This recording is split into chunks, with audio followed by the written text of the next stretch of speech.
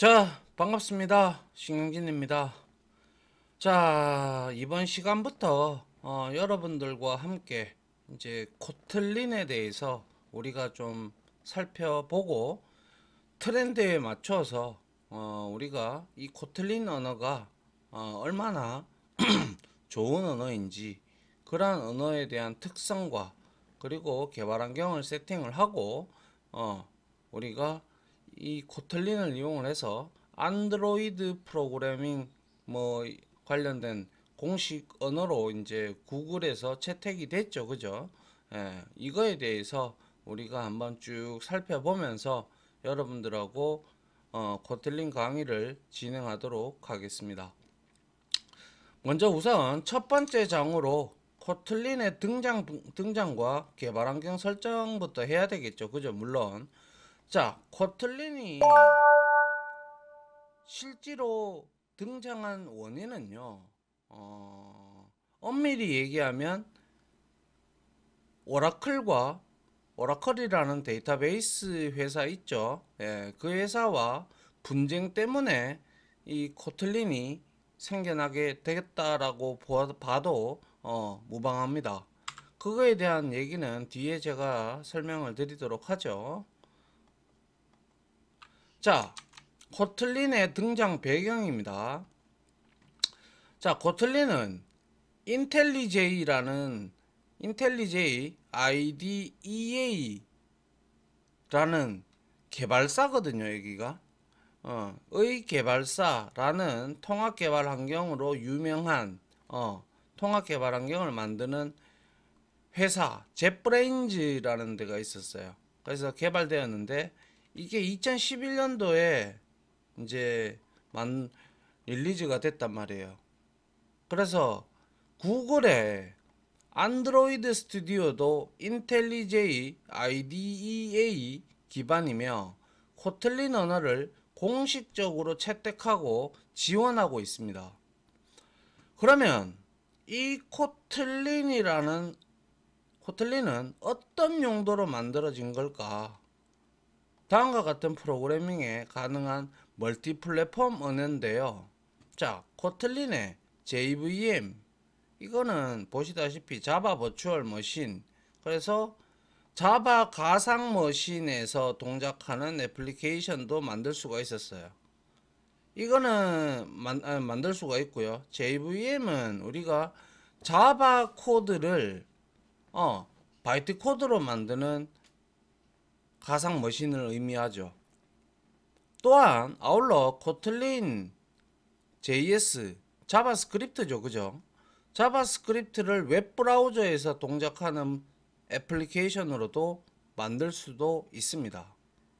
아울러 저급 언어인 코틀린 네이티브 해서 LLVM 해서 로우 레벨 버추얼 머신이라고 해서 LLVM 컴파일러를 이용해서 여러 플랫폼을 타깃으로 하는 애플리케이션도 만들 수가 있어요. 이것만 봐도 얼마나 강력한 언어인지 우리가 알 수가 있단 말이죠. 그래서 코틀린은 JVM, 자바스크립트, 네이티브 상에서 실행될 수가 있는데 특히 JVM, 자바 버추얼 머신, 자바 가상 머신 기반의 코틀린은 자바 애플리케이션이나 안드로이드 애플리케이션도 만들 수가 있고요.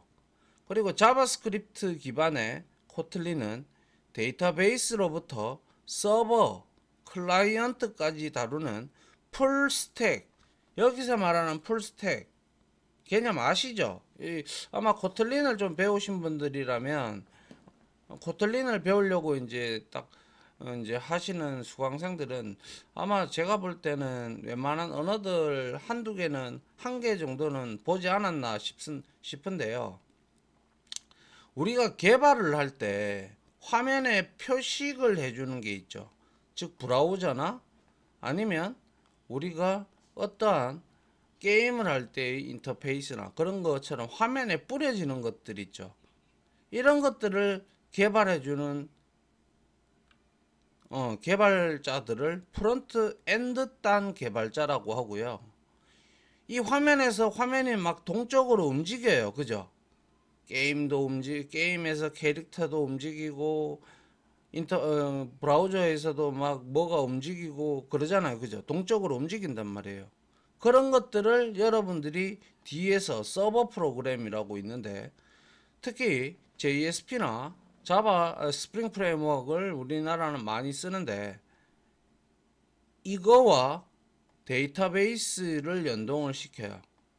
그래서 이 두 개 단을 아우르는 사람을 우리는 백엔드 단이라고, 백엔드 프로그래머라고 지칭을 합니다. 근데 여기서 말하는 풀스택 웹 개발이 가능하다라는 풀스택 개발자는 그러니까 멀티예요. 프론트 엔드 단도 건드릴 수 있고, 자기 혼자 프론트 엔드부터 시작해서 백엔드 중에서도 서버 그리고 데이터베이스까지 다 다룰 줄 아는 사람을 우리는 풀스택 개발자라고 해요. 굉장히 몸값이 높죠. 그만큼 저렇게 자유자재로 다룰 수 있다라는 것은 그만큼 자기가 거기에 얼마나 많은 시간을 투자해서 공부를 했는지, 그리고 얼마나 많은 일을 했는지를 알 수가 있다라는 거죠. 이런 풀스택 웹 개발도 역시 코틀린을 통해서 얼마든지 가능하다라는 거예요. 그래서 네이티브 기반의 코틀린은 LLVM 컴파일러를 통해서 뒷부분에 정리한 플랫폼을, 우리 뒷부분에 제가 플랫폼을 좀 정리해 놨는데요. 그걸 타깃으로 한 기계 코드, 바이트 코드, 기계 코드, CPU는 0과 1밖에 몰라요. 그리고 가산밖에 못해요. 아시겠어요? 그래서 그러한 것들을 우리가 기계어라고 하죠. 그래서 바이트 코드를 다 만들 수가 있어요. 그래서 쉽게 말하자면 코드를 한 번만 작성을 해도 안드로이드와 iOS 모두, iOS는 아시다시피 아이폰 쪽이죠. 그죠? 예, 모두 구동하는 애플리케이션을 만들 수가 있다. 또는 인베디드는 어떤 데이터, 어떤 칩이 있어요. 그죠? 우리가 어떤 저 메인보드라든지 뭐 전자제품이라든지 이런 데 보면 전부 다 새까맣게 이렇게 되어 있는 칩들이 있을 거예요. 이런 칩에다가 프로그램을 만들어서 심는 것을 인베디드라고 해요. 근데 통상적으로 이 인베디드는 코틀린으로도 할 수는 있지만, 중요한 거는 이 부분은 C 언어가 제일 속도가 빠르고 메모리 공간을 효율적으로 사용할 수 있는 포인터가 있기 때문에, 그거는 아무래도 C 언어보다는 코틀린이 조금 밀린다라고 볼 수가 있고요. 그리고 이제 IoT 들어보셨을 겁니다. 인터넷 오브 띵스라고 해서, 이거는 이제 우리가 외부에서, 그죠? 예, 우리 집에 있는, 가정에 있는 그런 것들이나 기업에서 무엇이든지 간에 등등을 우리가 인터넷으로 연결된 것들, 그런 것들을 조작하고 뭐 그런 것들을 제어해 주는 것을 우리가 IoT라고 하잖아요. 그죠? 그런 것 등을 타깃으로 한 애플리케이션 역시 만들 수 있다라는 거죠. 근데 이렇게 하려 그러면 기본부터 차근차근 쌓아 올라가서 많은 연습을 하고 많은 프로젝트를 해봐야 되는 것이죠. 근데 이렇게 가능하다라는 거예요. 아시겠죠? 예. 그러면 얼마나 코틀린이 강력한 언어인지 알 수 있겠죠. 그죠? 물론 자바도 좋은 언어고요. 그리고 뭐 C 언어도 좋은 언어고, 다 언어는 다 좋습니다. 그런데 이제 얘는 2011년도에 나왔다고 했죠. 근데 자바가 아니라 C는 1970년도에 나왔어요.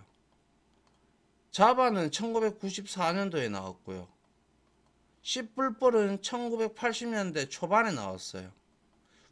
이런 언어에 비하면 2011년에 젯브레인즈에서 개발한 이 코틀린이 얼마나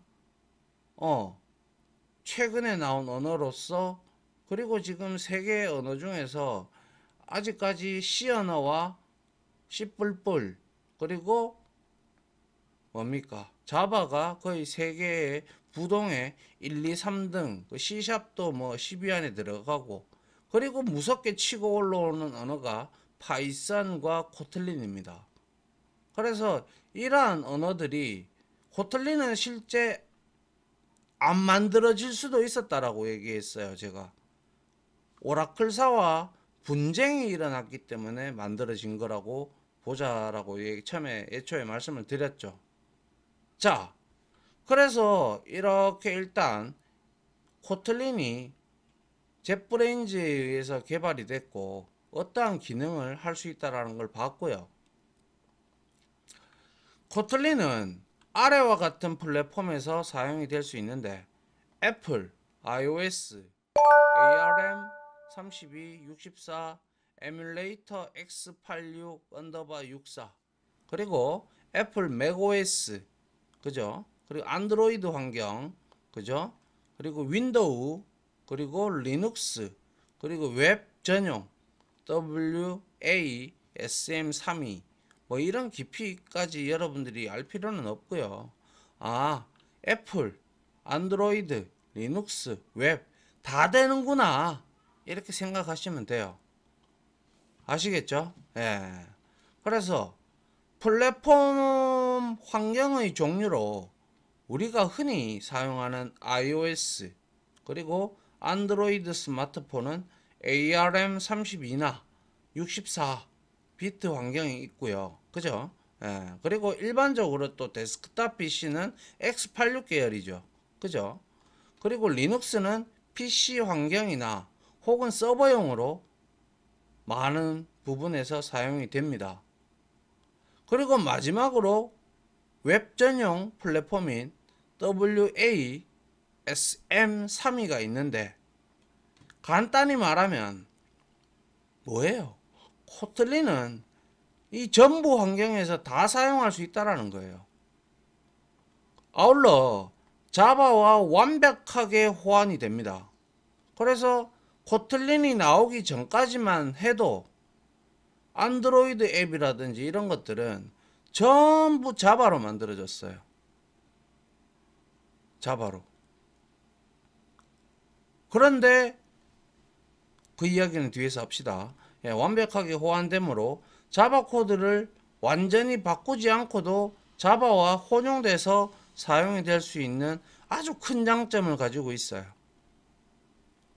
그래서 코틀린을 배우기 위해 정해진 플랫폼이 있는 것은 아니지만, 본 강의에서는 코틀린의 JVM 아줄이라는 회사가 있어요.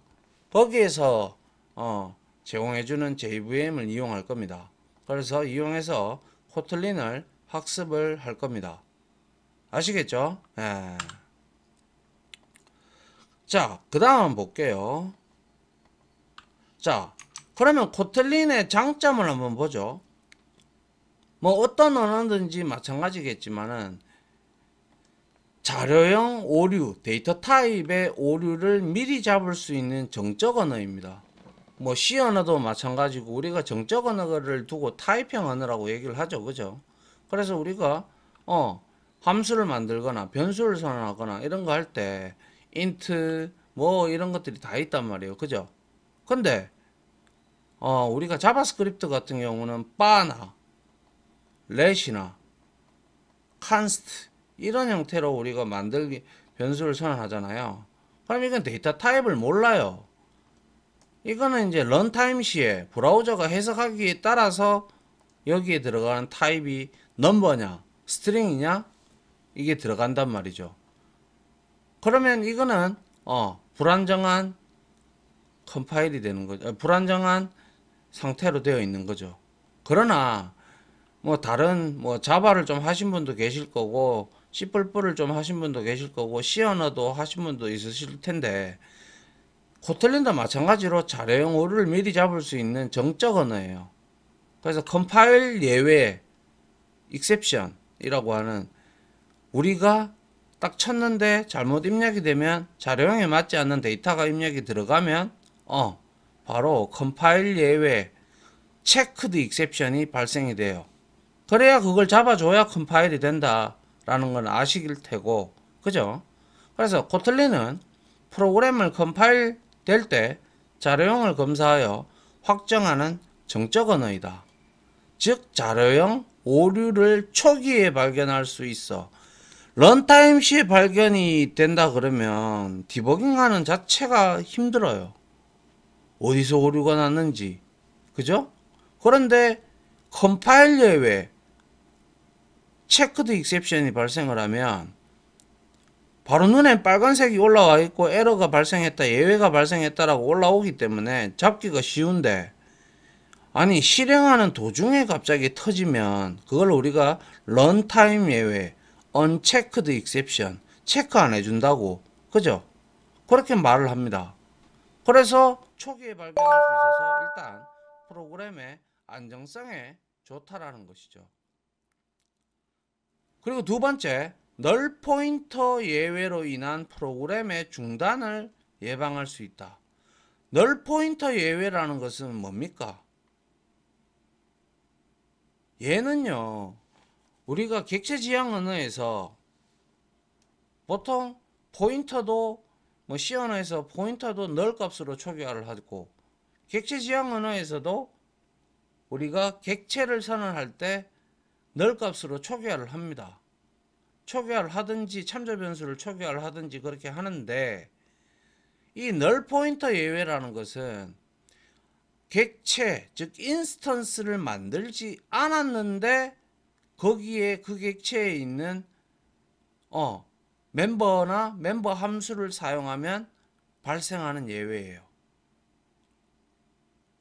그래서 이거는 컴퓨터 프로그래밍에 관심이 많은 독자라면 널 포인터 익셉션을 한 번쯤은 경험을 했거나 들어본 적이 있을 거예요. 그죠? 그래서 널 포인터 예외는 프로그램이 실행되는 도중에 발생하기 때문에 런타임 시에 발생을 해요. 그럼 찾기도 힘들어요. 어디서 터질지도 몰라. 그거는 오로지 경험상으로 알 수가 있게 되는 거죠. 노하우, 개발 경력에 따라서. 그래서 언제 어디서 어떻게 발생할지는 아무도 알 수가 없다. 오랫동안 프로그래머들의 골치를 아프게 만든 주범이죠. 저도 이런 널 포인터뿐만 아니라 런타임 예외, 즉 체크 안 해주는 예외 때문에 디버깅을 얼마나 많이 했는지 저도 생각하면 엄청나게 많이 했는 것 같아요. 예. 하지만 코틀린은 널 포인터 예외를 예방할 수 있다. 그게 바로 NP를 우리가 이제 NP 개념이라는 건데, 널 포인터 익셉션의 약자를 줄여서 NPE라고 하는데요. 그래서 보통 개발자들은 코틀린처럼 NPE를 예방하는 특성을 NPE 널 포인터 익셉션에서 자유롭다라고 말을 합니다. 아시겠죠? 예. 그리고요, 코틀린은 코드가 정말 간결하고 효율적입니다. 자바를 공부하신 분이나 C++ 공부하신 분, C 언어를 공부하신 분들은 함수 하나 만들려고 그래도 막 사용자 정의 함수, 사용자 정의 객체 이런 걸 만들 때도 코드가 상당히 길어요. 그런데 그러한 코드를 아주 짧고 간결하게 효율적으로 만들 수 있는 게 코틀린이에요. 그래서 코틀린은 여러 가지 생략된 표현이 가능한 언어이다. 그래서 어떻게 보면 자바나 C++를 공부하신 분이 이 언어를 보면 이게 언어인가 싶기도 해요. 저도 그랬으니까. 그래서 다른 언어보다 훨씬 간결하고 효율적으로 코딩할 수 있다. 또한 요즘 트렌드가 함수형 프로그래밍하고 플러스 객체지향 프로그래밍이 모두 가능하다라는 건데, 요즘 트렌드가 이래요. 그래서 함수형 프로그래밍은 함수 자체를 객체로 보는 거예요. 그죠? 객체로 보고 람다식 아시죠? 그죠? 람다식을 어떤 변수에 할당하거나 매개 변수의 매개 변수 값으로 인자값으로도 넘기는 그러한 것이 바로 함수형 프로그래밍이죠. 그리고 객체는 객체 지향적인 거는 우리가 사물이나 뭐 이런 것들을 클래스화 시켜서 만드는 프로그래밍이죠. 그래서 이거 두 개가 다 돼요. 물론 자바도 다 돼요. 그리고 C++도 다 되고요. 얘도 그래서 가능하다라는 거죠. 그러니까 얘가 2011년도에 나왔으니까 이전에 있는 장점들은 다 가지고 있다라는 거죠. 그래서 함수를 변수에 저장하거나 함수를 다른 함수의 매개 변수로 넘길 수 있는 함수형 프로그래밍과 클래스를 사용하는 객체 지향 프로그래밍 둘 다 할 수 있다라는 거고, 가장 놀라운 거는 이거예요. 세미콜론을 생략할 수 있다라는 거예요. 제가 세미콜론을 생략할 수 있는 언어들은 제가 지금까지 본 것 중에서 R이라는 빅데이터 분석 프로그래밍이 있는데 그 R 언어가 처음이었어요. 근데 얘는 아주 간결하고 효율적이고 함수형 프로그래밍도 되고 객체지향 프로그래밍도 되고 이래서 제가 이게 가능한가, 이게 언어인가 이렇게 쉽게 생각을 하다가도 우리는 너무나 이 세미콜론을 중요시와 해왔던 게 사실이죠. 코틀린을 접하기 전까지는. 왜? 이것을 기준으로 컴파일러가 세미콜론을 기준으로 컴파일러가 한 명령씩 실행을 한단 말이죠. 근데 이거를 생략할 수 있다라는 것만 봐도 우리는 도대체 이게 언어가 맞나? 프로그래밍 언어가 맞는지 의심스럽다 이거죠. 근데 그게 되더라 이거죠. 아시겠어요? 예. 이게 바로 코틀린의 장점입니다. 장점. 일단 가장 큰 거는 널 포인터 예외, 그리고 간결하고 효율적, 그리고 프로그래밍과 객체 지향 프로그래밍 다 가능하다는 거, 그리고 특히 세미콜론을 생략할 수 있다는 거. 이거는 실로 정말 좋은 내용이죠. 예. 그냥 개념을 깨버린 거예요. 그죠? 예. 자, 안드로이드 공식 언어로 채택된 코틀린. 자, 자바 언어는 제가 말씀드렸다시피 이 얘기를 하면 여러분들이 오라클이 얼마나 참 뭐 돈을 좀 밝히는 회사인가라는 생각도 들어요. 자, 자바 언어는 원래 1990년도 80년대에 MS사에서 C++를 내놓으면서 객체 지향 언어를 내놨잖아요. 근데 C++에는 문제가 좀 있었어요. 뭐 다중상속이 된다든지 뭐 이러한 문제로 인해서 그때까지만 해도 독점을 하고 있었죠.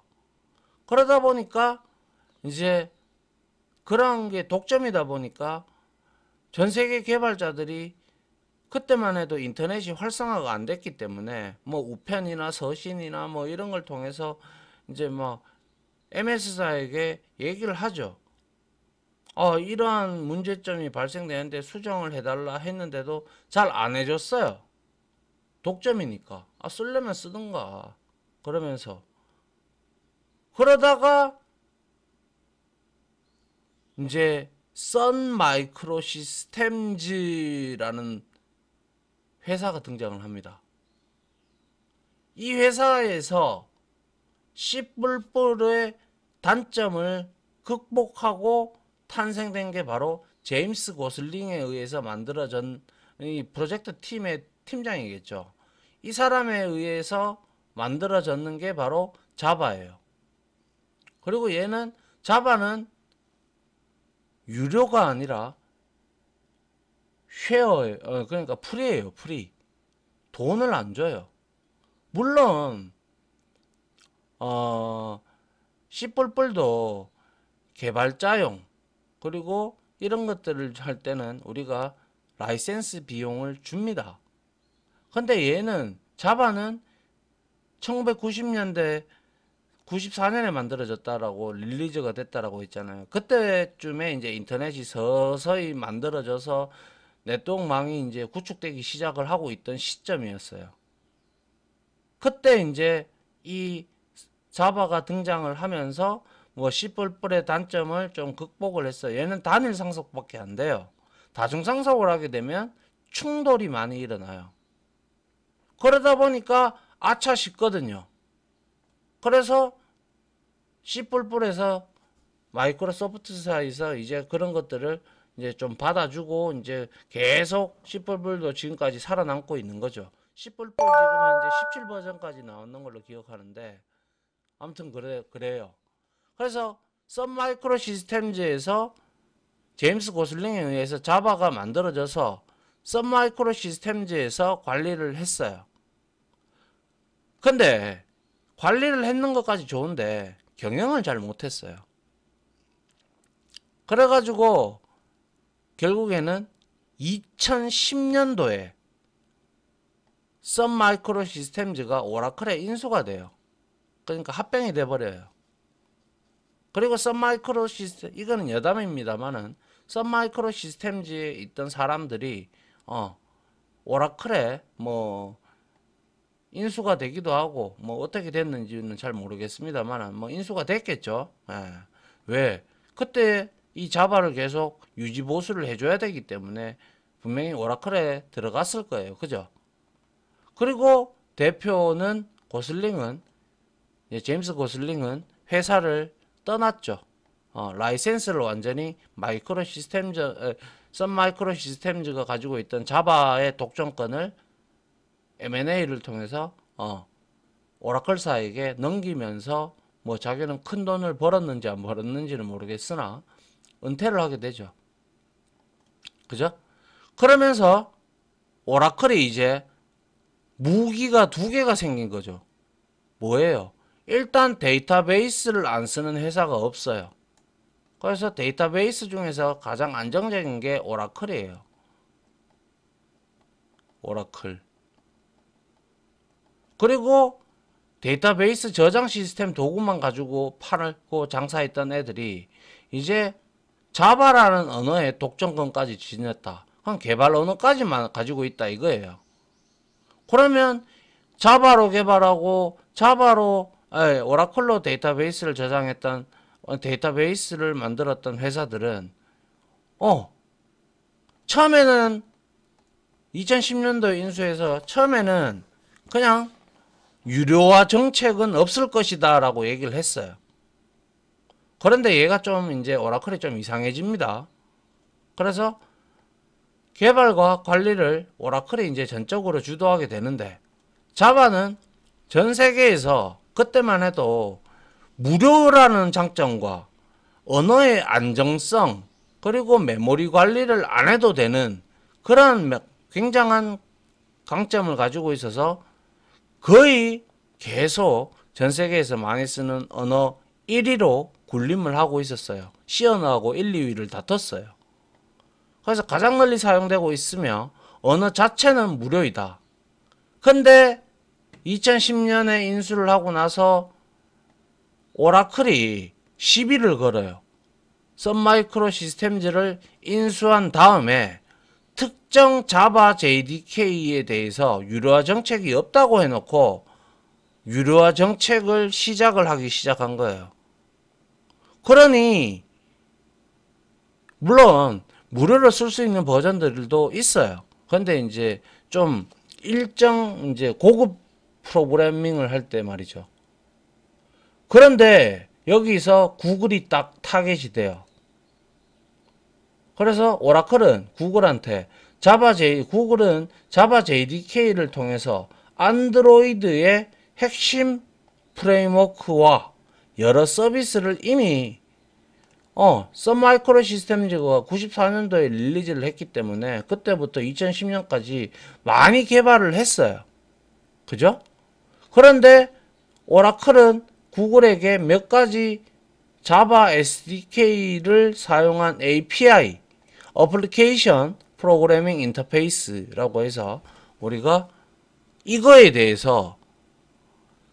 대한 천문학적인 금액의 특허 사용료를 소송을 걸어버린 거예요. 제가 알기로는 10조 정도로 되는 걸로 제가 알고 있는데요. 그래서 자바로 안 만들어진 언어들이, 자바로 만들어진 플랫폼들이나 이런 툴들, 이런 여러 가지 이제 상용화 프로그램들이 상당히 많았어요. 아시겠죠? 그래서 이러한 부분에 대해서, 구글을 시작으로 해서 다른 데도 뻗쳐나갔겠죠. 그래서 2010년도에 인수하고 나서 유료화 정책 때리고 그 다음에 천문학적인 금액을 구글한테 요청을 하고 소송을 걸어요. 그리고 나서 1차 소송에서 패소를 해요. 그 다음에는 제가 뉴스를 안 찾아봐서 모르겠으나 일단 이런 것만 바라봐도 구글이 이를 거부하면서 구글과 오라클은 긴 시간 동안 법정 소송을 벌여왔어요. 그래서 따라서 우리는 자바를 이용하기 전에 몇 가지 이해관계를 반드시 살펴봐야 돼요. 내가 쓰고 있는 게 유료돼서 그러니까 개인이라면 문제가 없는데 이제 누군가가 오너라든지 개발 회사의 직원이라든지 등등, 그죠? 그런 사람들은 이런 것들을 할 때, 이렇게 해가지고 어떤 걸 사용하면 돈이 들고 어떤 걸 쓰면 돈이 안 들고 뭐 이런 등등을 여러 가지 측면에서 고려를 해봐야 되겠죠. 그죠? 그렇게 하기 위해서는 이러한 내용들을 살펴볼 필요가 있다라는 거예요. 그래서 결과론적으로 천문학적인 금액을 해서 1차 소송에서는 패소했어요. 그런데 다시 걸었어요. 또 아시겠죠? 페이스북에도 제가 알기로는 걸었다라는 얘기를 알고 있어요. 그러니까 이 오라클이 이제 데이터베이스 시장과 개발 툴에서 양대 무기와 방패를 지니고 있으니까 무서울 게 없어진 거죠. 어떻게 보면 2010년도에 M&A 하면서부터 당연한 수순이라고 다들 생각을 하고 있었던 것이죠. 예, 이렇게 될 거라고. 그래서 다음이 궁금하시죠? 그래서 자바 언어와 오라클 JDK 그리고 오픈 JDK 그리고 이런 것들을 뒷시간에 제가 설명을 드리면서 구글이 어떻게 대처를 해서 지금까지 살아남고 있는지에 대해서는 다음 시간에 등장 배경이 나오겠죠. 그죠? 예. 이런 역사들도 여러분들이 알고 있어서 나쁠 게 전혀 없습니다. 알겠죠? 예. 자, 이렇게 해서 여기까지 설명을 좀 드렸고요. 시간이 좀 된 관계로 여기서 하나 끊고 다음 시간에 이어서 보고 이제 뭐 개발 환경 세팅하는 부분까지 쭉 보고 우리가 진행을 하도록 합시다. 자, 지금까지 강의 들어주신다고 고생 많으셨고요. 저는 다음 시간에 찾아뵙도록 하겠습니다. 감사합니다.